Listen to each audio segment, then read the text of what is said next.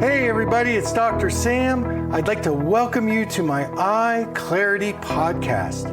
If you want to get in touch with me, you can send me your questions at hello@drsamberne.com. Before we start the show, I'd like to talk to you about my new membership platform. When you join, you get access to exclusive content that you won't see on social media. You'll be able to attend my live Q&A and ask me questions, and you'll have the opportunity to join my advanced workshops. To sign up, go to drsamberne.membership.com. Now to today's show.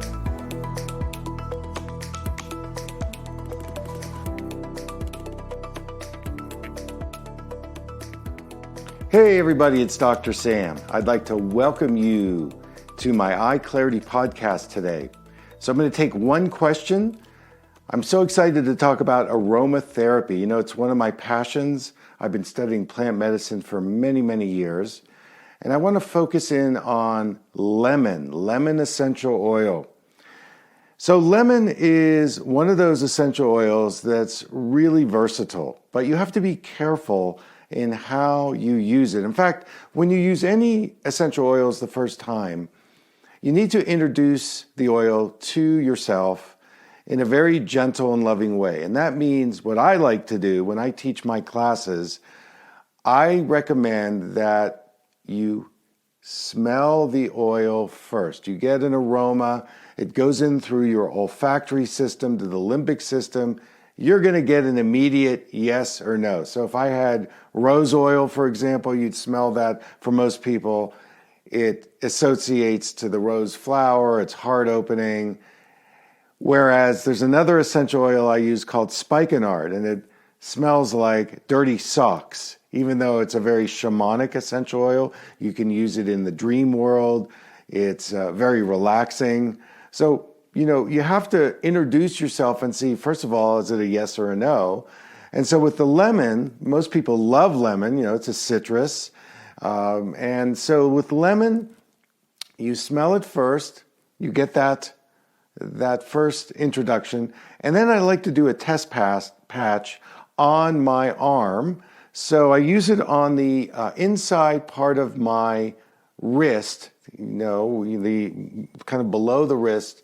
It's a skin area there that's pretty well protected in the sense that if you put an oil on there and it burns a little bit, no big deal. As opposed to, say, putting it directly on your face or, you know, private areas of your body where it burns. And believe me, I've done that, and it's painful for a minute or so, and then of course it goes away. And by the way, if you ever put an essential oil on your skin and it burns, you can immediately reduce the burning by using coconut oil. So that's a trick that I learned when I was first learning about aromatherapy, and it's a great one for reducing or eliminating any burning from any essential oil. So with lemon, let's say you've done test number one, you've smelled it, it's good, you put it on the wrist area, the inside part of the arm, it's all good. So the next thing would be to say, where is a safe place to put it on the body? And I think you can put almost any essential oil on the soles of your feet. And so for adults, the dosage would be 2 to 3 drops of oil on either sole twice a day. Now, with children, because I get this question a bit from parents because they love the essential oils, and actually kids actually love the essential oils even more because they're very connected to plants. You know, they're out in nature, they're playing, hopefully not on their digital screen time too much, but they're out there in nature and they're playing, and so they're more attuned to nature. So they're going to be more attuned to most plant medicines, whether it's homeopathy herbs or essential oils. So with them, if you're doing adults, say 2 to 4 drops. With kids, I would start with 1 drop. And the younger the child, of course, the less oil, the more sensitive it's going to be. So what are the benefits of lemon? So first of all, lemon is antibacterial, it's antifungal. Lemon also supports the liver, the spleen, the kidney. It's actually a detoxification agent. So if you're doing a gentle detox, you can add lemon to your detoxification program. Again, always on the soles of the feet. Another thing I love about lemon is that it's emotionally uplifting. You're going to feel better. You're going to feel up. So let's say, you're having a down day. Little lemon goes a long way in terms of giving you that emotional boost.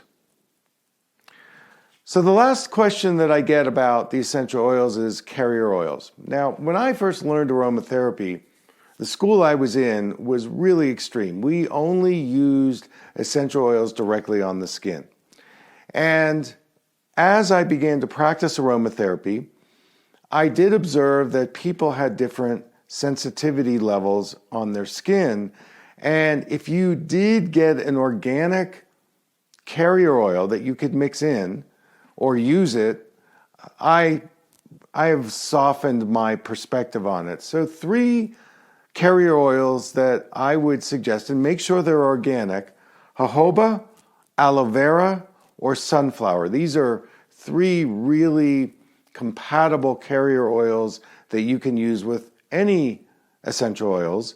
And again, you can just mix them in and apply it to your skin. Now, again, it's going to dilute the essential oil a bit, so you may need to use a few more drops, but you'll need to play with it. And the aspect of aromatherapy that's really important is the intuitive part. And if your intuition is strong, you'll know 1 drop, 2 drops, once a day, twice a day. Generally speaking, twice a day is really a good prescription. Again, 1 to 4 drops depending on the oil. So the company that I recommend, and I get no financial benefit from them, is Still Point Aromatics. They're in Sedona, and Virginia Joy is the founder and CEO of Still Point Aromatics. She was actually on my health summit in this past January, and she's got high integrity. She really shops the best farmers that she can find in terms of using biodynamic farming principles and it being organic and so on. So Still Point Aromatics, you can find them online. All right, everybody, that's my show for today. I want to thank you for tuning in. Until next time, take care.